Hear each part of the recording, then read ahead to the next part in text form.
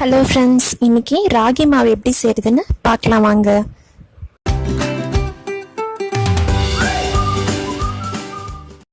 நான் வந்து 1 கிலோ செய்கிறேன். இப்போ நீங்கள் 2 கிலோ கூட வாங்கி செய்யலாம். அதுக்கேற்ற மாதிரி பாத்திரம் கொஞ்சம் டைம் எக்ஸ்ட்ரா ஆகும், அவ்வளோதான். நல்லா ராகி வாஷ் பண்ணிக்கலாம் ஒரு 4-5 தடவை, ஏன்னா நிறைய தூசு இருக்கும். நல்லா களைஞ்சிட்டு மேலே இருக்கிற தூசு எல்லாம் வந்துடும். அதெல்லாம் எடுத்துகிட்டு நல்லா வாஷ் பண்ணிக்கோங்க. இதை ஒரு 8 மணி நேரம் நல்ல தண்ணியில் ஊற வச்சிடலாம். இப்போ பார்த்திங்கன்னா நல்லா ஊறிடுச்சு ஒரு 8 மணி நேரம். இப்போ நம்ம முளை கட்டி வச்சிடலாம். நான் ஹாஃப் கேஜியாக பிரித்து முளை கட்டுறேன், ஏன்னா அப்போ தான் நல்லா முளை வரும்.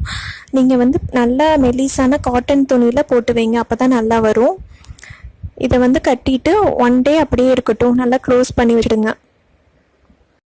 நேற்று காலையில் நான் மூடி வச்சேன். நான் இப்போ இன்னைக்கு காலையில் ஓப்பன் பண்ணி பார்க்குறேன்.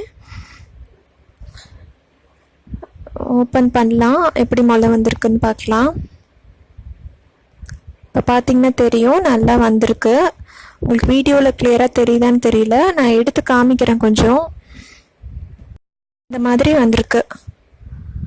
இதை நல்லா தட்டில் போட்டுடலாம். ஒரு 4 தட்டு பெரிய தாம்பாலம் உங்ககிட்ட எது பெருசாக இருக்கோ அதில் நல்லா போட்டு வெயிலில் வச்சிடலாம். ஒரு நாள் உங்களுக்கு அங்கே வெயில் எப்படி இருக்கோ அந்த மாதிரி வைங்க. 1 நாள் இல்லை 2 நாள் வச்சு எடுத்துக்கோங்க மொட்டை மாடியில்.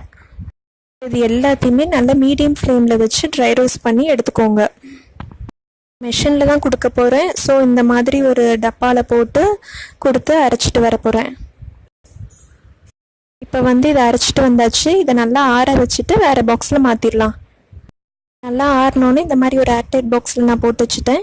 இதுலேருந்து ராகி கஞ்சி எப்படி பண்ணுறதுன்னு ஏற்கனவே ஒரு வீடியோ போட்டிருக்கேன். அதோட லிங்க் டிஸ்கிரிப்ஷனில் கொடுக்குறேன், நீங்கள் வேணால் செக் பண்ணிக்கோங்க.